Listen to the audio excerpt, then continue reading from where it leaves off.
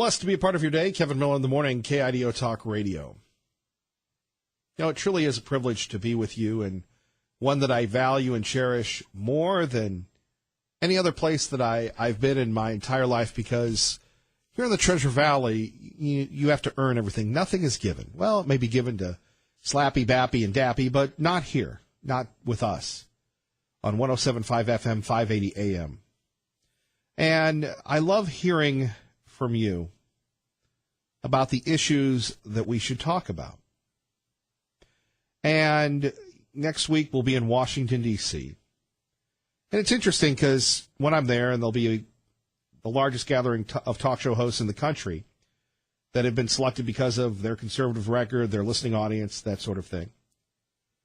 And I always see what's going on, who's doing what, whether it's our friend Lars Larson, who will be there, whether it's folks that we've had on across the country. What can we do to always improve the program? And sometimes the world that we live in, we've become so sanitized, so politically correct, we just don't talk about bread and butter issues. And maybe it's because people think that no one cares. You know, earlier today we were discussing, where we are in America today. Socialism. Can you believe this? You have a socialist candidate not only running probably again for president, Bernie Sanders, but a socialist running for he's the Democratic nominee for governor in Florida, mayor of Tallahassee, Florida. Now, when I was coming up, socialism was wrong. It was a failed economic policy. But you have people, the largest age cohort, the millennials, that have been indoctrinated, that need to be culturally, intellectually liberated, have been indoctrinated with this, right? That's where we are. At 580-5436, 580-KIDO. So it scares me to death when I think of our great country, the incredible economic engine that we have right now, the incredible opportunities that we have. And I don't want to scare you. And whether it's here in the Treasure Valley, whether it's across the country, maybe our friend Sean Hannity has identified this, or Lars Larson. But folks, we're at the point where 10 or 20 years from now, this country could be socialist. This country could be all about the socialism. Right? Did you ever believe that in America today, that our country would be a socialist republic or a socialist democracy? Right? That's the issue. That's the issue indeed. Phone numbers 580-5436, 580-KIDO. We'll go to the phones. Good morning. You're on the air. Go ahead, please. Hello. Who is this? My name's Sam. Sam, you're on with Kevin Miller. Good morning. Yeah. Hey, I listen to you all the time. Hey, on this socialism, we raised 13 kids, and we homeschooled all of them. And none of them are socialists, except for the one who has a PhD who went to college. Now, this socialism stuff, you're talking about the millennial generation, which he's in, it's not just coming out of the colleges, because they're cramming this stuff into the kids in the public school system, which is one of the reasons we didn't put kids in there. And the question that I have for people of faith particularly is, why are you sending your kids there? There are options. When I had to pay school taxes the entire time my kids were being homeschooled, and my kids never went to public school, and I had to pay for that. And number one, that's not right. But I did it anyway, so I was double taxed basically, because I had to pay for their own private education at the same time that I was paying the socialists to indoctrinate this entire generation into and it is a failed system. Socialism doesn't work. It never has worked. It won't work, and they don't know that because they went to the public school system and the public colleges, and they learned that 2 and 2 is 5, and everybody can have a guaranteed income and nobody has to work. And socialism, like I believe it was Margaret Thatcher that said that it's a wonderful program until you run out of other people's money. So get your kids out of the public school system, people, and train them up the way they should go. You know, you've got people of faith. The scriptures actually say, train up a child in the way he should go, and when he is old, he will not depart from it. And the people, the socialists, the godless people, believe that more than the people of faith do. They know that works. Take a kid when he's 5. You just had a kid here the other day, a 9-year-old kid that killed himself because he was gay. Now, how does well, you know what? I didn't even think about that stuff when I was 8 and 9 years old. Who's telling him that stuff? Well, you've got people in the public school system pushing that, promoting that, and then you end up with a little kid who kills himself over gay, a 9-year-old. Why is that even a topic in the school for a 9-year-old? This doesn't make sense, people. This is insanity. Wake up. That's my rant for the day. Your rants are always welcome. I appreciate it. Thank you for taking the time and extra effort to take care of your kids. Dude, you know what? You got a great show. I really appreciate the perspective and appreciate it. So, anyway. Thank you, Have Sam. a nice day. God bless. Bye. Yep. David in Nampa with Kevin Miller on KIDO Talk Radio. Yes. Thank you for taking my call. Listen, we need a new contract with America, and one of them is, since we can't get rid of affirmative action, the best way to get rid of a bad law is to enforce it. But let's enforce viewpoint discrimination. Look, politics is, if you get your politics wrong, then you're like North Korea, a country that is so jacked up you can see it from space. The big black marble where they took a picture of the entire Earth at night and they stitched it together. North Korea disappears. You can see a little smudge, which is Pyongyang, and that's it. And guys flying over it who would say the same thing. You'd fly in your jet and you'd see South Korea and it's all lit up and everything. And then, the Stone Age. But politics is downstream from culture. We need to tell kids, first of all, this is the census. In America, the poor live better than the middle in the UK or Europe. And when I say better, I mean housing, bigger, better, food, clothes, 99+% have a phone, 3/4 have basic cable, air conditioning. How many people died in France? And they also did because the bureaucrats went on vacation like 12 years ago. Remember that huge heat wave? Tell them about Venezuela. By the way, where's all the gotcha gangers who talked about how, it's wonderful. It's what, really? Gee, that's funny. They started their austerity program about 5 years ago. Now they set the army to guard the toilet paper factory. They don't have food. They don't have power. They're killing the zoo animals a couple of years ago. You know how you make little capitalists? Here's how you do it.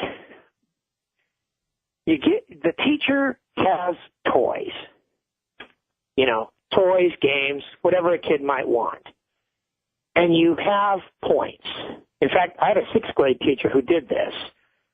And at the end of the year, you could bid on what prize you wanted. It's like a baseball hard hat or, a bruiser bat or trading cards or something like that. And then you say, here's how it works. We're going to guarantee you a certain amount of points. And if you make too many points, we're going to take the points away. And, wait a minute. You're taking my points away and giving it to the slowpoke? So, yeah. But, again, we don't have anybody teaching that.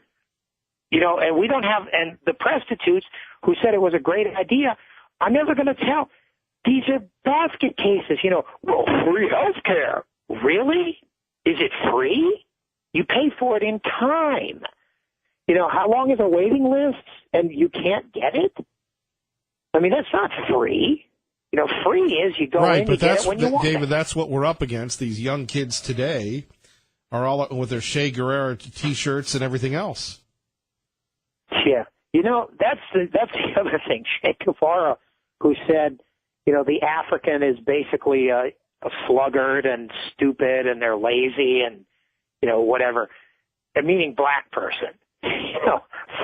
Ironically, he's not from Cuba, he's from Argentina, this hatred of everything white. Yeah, the joke about the Argentines are, it's not only the whitest country, it's the most European. The joke is they think they're Italian, they want to be British. And yet these same people who, you know, it makes me, C.S. Lewis came to faith, one of them is because of the problem of evil. And if there were a devil, wouldn't he think that was just hilarious that these anti-Western people love Che Guevara from one of the most European countries in Latin America? I'm sorry, I went off on a tangent, but that's really the theme of the show. They don't know anything. That's the theme. David, thank you. God bless. Fighting socialism at the youth level. That's what we're talking about. Kevin Miller here, KIDO Talk Radio. He called in, dropped off yesterday, but I remember Conservative Steve with us now at KIDO Talk Radio. Kev? What's up, man? Been a I while. want to give your listeners a little insight on the socialist communist deal. I was in buying some precious metals a few years back, and there was a Russian fellow in there. He'd been in the country. He's an older gentleman. Seen the dollar just crumble. The government basically took everything you had and gave you a penny on the dollar or whatever. And he said, in my country, you know, when they decided to, they took from everybody. So basically, you could wallpaper your outhouse with the paper money because it didn't mean anything because the government made that determination. And he made a statement that I chuckled about at the time, but I still remember it. He said, "Now in my country, you pretend you work, and they pretend they pay you." And I never forgot that, Kevin. Because basically what he was saying, it doesn't matter if you have incentive or you have a drive. It doesn't matter how hard you work or how hard you produce. Everyone's going to get paid the same, and you're going to like it. And so that I never forgot that. We pretend we work. They pretend they pay us in our country. So, yeah, that's kind of how it goes. Well, these kids aren't motivated by money. They're motivated by, I don't know. Well, you know, these kids have no idea what they're even. They have no idea. If they really looked at history, just like Dinesh's movie. Hey, look who was in charge of the Ku Klux Klan. I mean, come on, look at Byrd. I mean, the dude was like a grand wizard or somebody, and he's a mentor to Hillary and Bill. He was their mentor. Really? The grand wizard of the Klan? In my opinion, that doggone movie of Dinesh's should be showed in every black church in the country, is what it should be done, just to give them an idea of who represents them. They're basically right now in the economic plantation. Just like that one guy said, get off the plantation of the Democratic Party, man. It's real simple. It's a fact. This is factual stuff. So anyway, thanks for what you do, Kevin. You guys are awesome. Keep up the good work. And oh, poor liberal Steve, man. I hope he gets his couple of hemp plants in his backyard and make him happy. Good job, buddy. God bless. God bless, Conservative Steve. We appreciate you. Elaine in Boise with Kevin Miller on KIDO Talk Radio. Good morning. Hey, Kevin. Just wanted to chime in. My parents immigrated from Holland after World War II. And my dad, went through a lot to be able to immigrate here. They had to have sponsors, speak English, get physically inspected. Never took 1 cent from this government.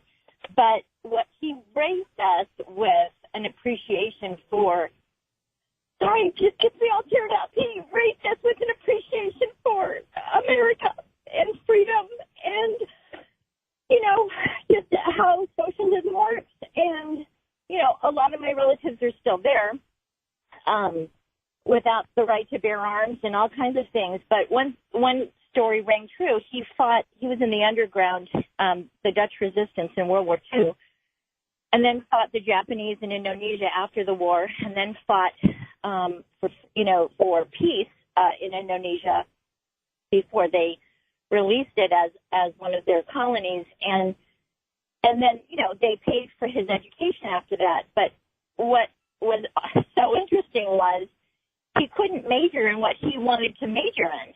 They said you tested highest in mechanical engineering, so that's what you're going to major in. So there you go. I mean, you don't even have the freedom to choose what you're going to major in and spend the rest of your life doing. It's just, when I've been over there several times, like 30 years ago. Once I had kids, I stopped traveling. But one thing was evident, was about half the population was working their patooties off to pay for the other half that wasn't working, that was sitting on their patooties. You know? I mean, it was so clear to me. And that there was no big difference in how somebody lived if they were unemployed, a garbage collector, or a psychiatrist. They all pretty much lived in apartments. Right, and that's the world Yeah. we're moving towards. Well, not if I have anything to do with it. I did raise two girls in California in the public school system. God help me.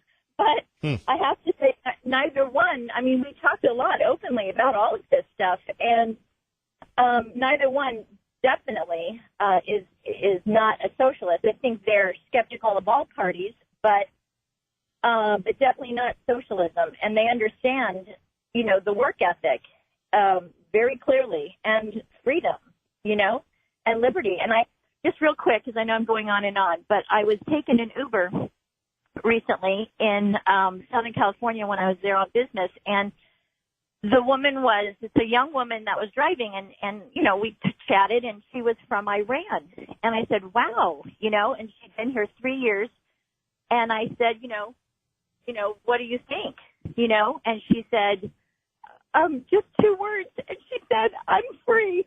That's all she said. I'm free. And I just think it's worth fighting for. It's worth fighting for in our state, because I love my new state, but it's important for the country. I agree, Elaine. I agree. That's why we're here. Thank Exactly. you. Thanks so much. Thank you. Bye-bye. Oh, one more thing. Is it too late? Boy, this is like the third one more thing. Okay, sorry. I wanted to say that I blame the media also for not truly reporting, you know, what goes on in these socialist countries.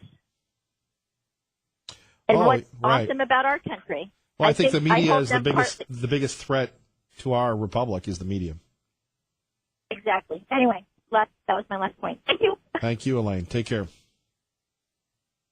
580-5436, 580-KIDO. If you're just waking up, you know, you ever just wake up and go, what the heck happened to my country? We see it with the politically correct Politburo limiting speech, social media, discriminating against conservatives, and then we have our country. We could wake up in a world today, 10 years from now, that we wouldn't recognize, because if the socialists win, if Bernie wins, if whatever her name, Cortez wins, if all these socialists win, well, you know what's going to happen. It's not going to be good for us.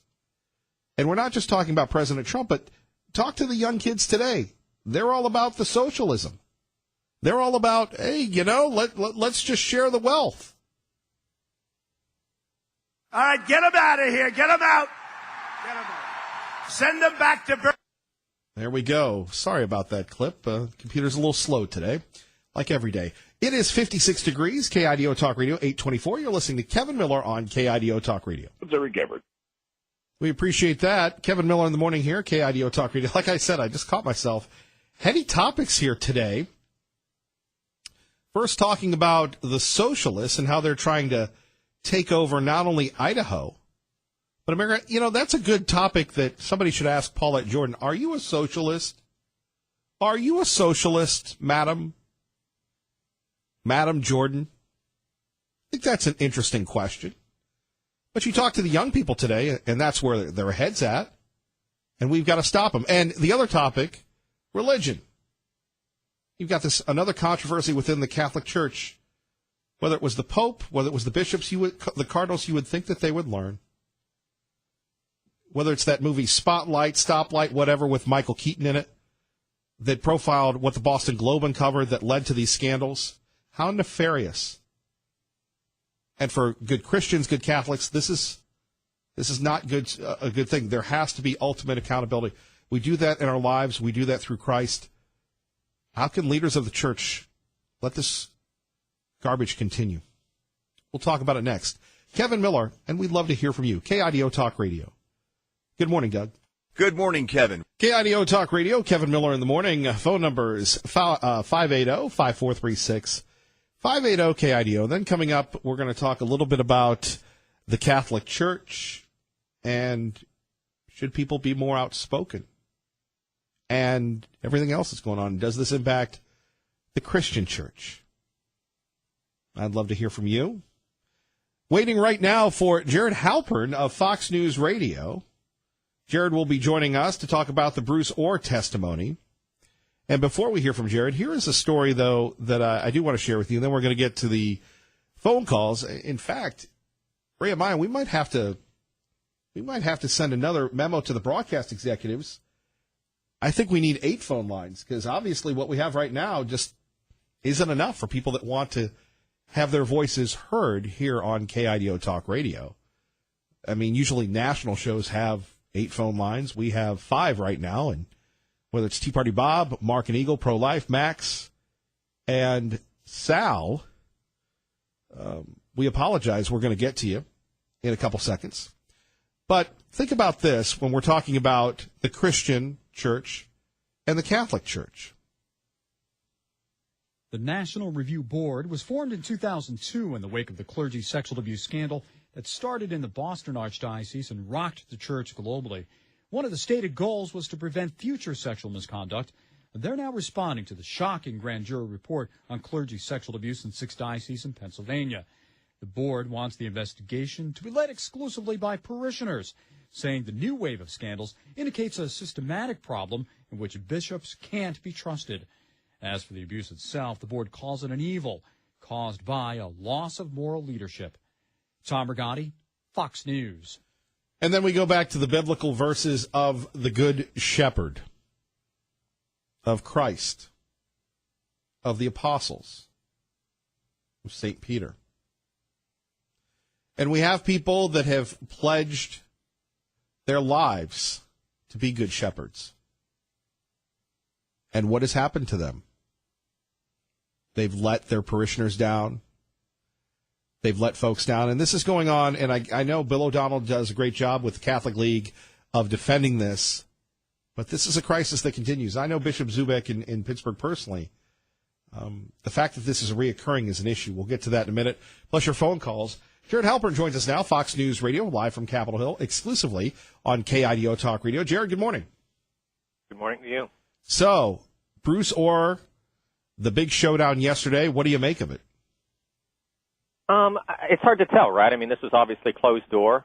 Republicans have much more interest in this witness than Democrats do, who think that this is largely overblown by Republicans and the president, who has, made Orr a target of his tweets. I think he was on the list of people he wants to potentially remove security clearances from. And so I think until, we get sort of the final analysis here, it's hard to know what to make of it. I'll say this as well, that the House investigation has been far more partisan than the Senate one. And so I know a lot of people are curious to see, what sort of overlap there might be between whatever comes out of the Senate and what we have seen thus far from the House of Representatives.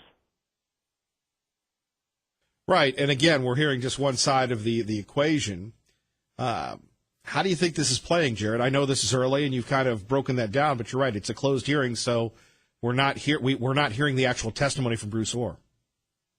We're not, and we don't know what the questions exactly are being asked. I know that some of the Republicans who were in this session yesterday sort of complained that, Orr was cooperative. They don't think that he is as candid in his memory as they'd like him to be. I mean, all of this comes down to the role of this dossier, right? And obviously, Orr having knowing Christopher Steele, that ex-British spy who was sort of tasked with compiling this dossier, Bruce Orr's wife working for Fusion GPS, which was the organization hired to do this opposition research that sort of developed into this dossier.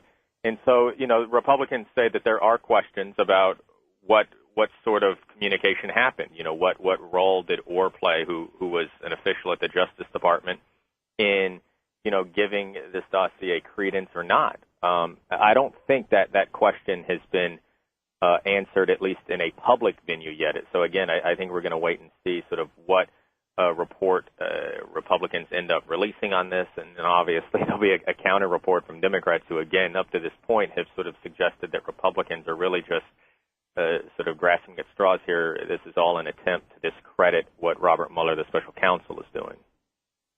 Right, and that continues on. Robert Mueller continues on. Other revelations continue on, and almost enough to keep you distracted from the works of Congress there, Jerry, but I know that's not the case. A little bit, although Congress is paying attention, particularly if the Senate's going to have to do confirmation hearings for a new attorney general, which in this environment I would imagine would be a very difficult task. The drama continues. Jared, anything else we should be looking out for? The Senate is out until Tuesday, and then it's Kavanaugh Day. Hearings for Brett Kavanaugh are Tuesday morning. Obviously, this is priority 1A for Mitch McConnell and the White House as well to get Kavanaugh confirmed onto the court before October 1st when the Supreme Court begins hearing arguments in its new term. You talk about the Russia investigation. That's going to play a bit of a role in the Kavanaugh hearings simply because Democrats are going to ask a lot of questions of Brett Kavanaugh about his views on executive power, executive privilege, what sort of oversight prosecutors can have when it comes to a sitting president, since Kavanaugh's sort of been on both sides of that table, first as a member of Ken Starr's team during the Clinton impeachment investigation, and then later as a member of the George W. Bush administration, saying that both of those experiences together sort of changed his view on how these civil suits and investigations should be handled for a sitting president. He has since, in a law review, called it a distraction that probably is not helpful to the office of the presidency. Jared Halpern, we can't wait. Thank you, sir. Sure thing. All right, Jared Halpern, Fox News Radio, KIDO Talk Radio. Phone calls 580-5436. This is from Patio Daddio. Kevin Miller, K. Milley, I believe that the Catholic Church is apostate and therefore not a true Christian church. Jesus promised that the gates of hell would not prevail over the church, and hell seems to be having its way with the Catholic Church.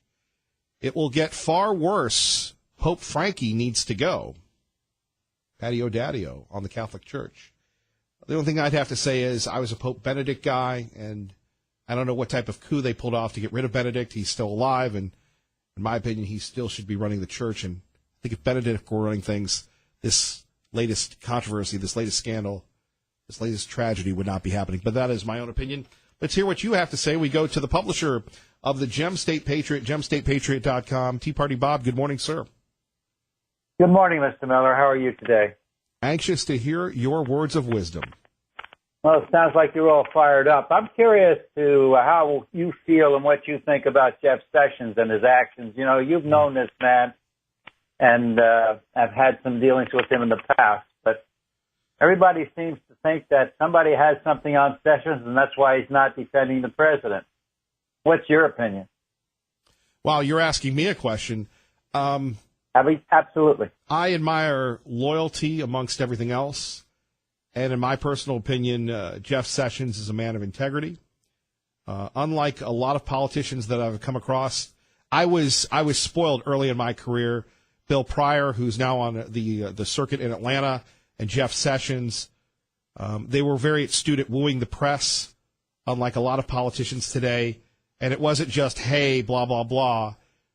Jeff Sessions, I ran into him a couple of years ago in Washington. He obviously didn't remember me, but that was fine. But he gave me the time of day even when I interrupted his conversation because I was so excited to see him. I believe in Jeff Sessions. And I know Sean Hannity disagrees with that. I know everybody else disagrees with that, but that is my personal opinion.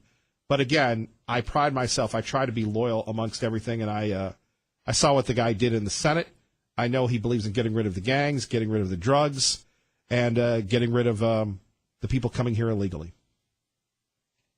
Well, I have a hard time believing that he's trying to do his job because he certainly hasn't done his job in protecting the president. He's the first line of defense. But that being whatever it is, we're going to have to see what happens after the midterms, but I think he's going to be gone. On the subject of socialism, as I have said many times before, if the parents don't get involved in the education of their children, the liberal education system that has been fostered by the deep state for the past 40 years is going to continue. If you don't think it's possible to have socialism in our country, you really have to think again. Even Dinesh D'Souza made this point of contention in his conversation on your show last week. We still have time to turn things around, but it's going to mean that the parents will have to take charge again and actually act like parents if we're going to avoid the perils of socialism. And I'm not even so sure it can be turned around. Millennials are going to be the largest voting group ever, even bigger than the baby boomers by 2019. Keep in mind that the media played a big part when Hitler was taking charge of the country, and we're seeing much of the same thing happening now in the United States with the fake news media. It all goes back to something that Joseph Goebbels said, and he was the master propagandist for Hitler. If you tell a lie big enough and keep repeating it, people will eventually come to believe it.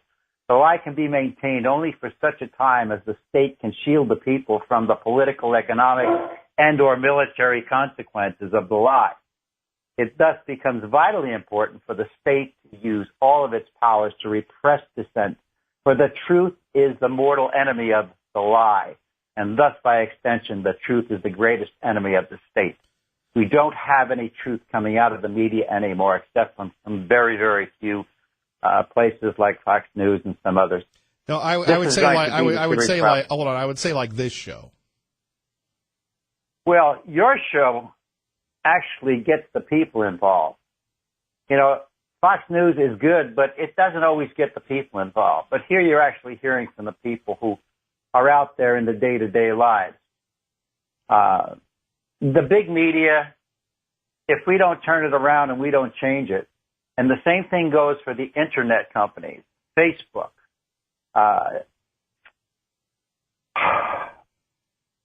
I'm trying to think, Google and Twitter. All right. If we don't change what they're doing, we're going to have a problem too. Tea Party Bob, the Paul Revere of our times. Thank you, sir. Take care, my friend. All right, our great friend, Tea Party Bob. Mark Eagle, Kevin Miller, KIDO Talk Radio. Good morning, Mark. Thanks for your patience. Good morning, Mr. K. Follow up with what Tea Party Bob said. Hitler and Goebbels both proved how valuable the media is as a political propaganda machine. You know, and I believe it was the former Soviet Union Premier Khrushchev who said that one day they would use their own constitution as a rope to hang us by.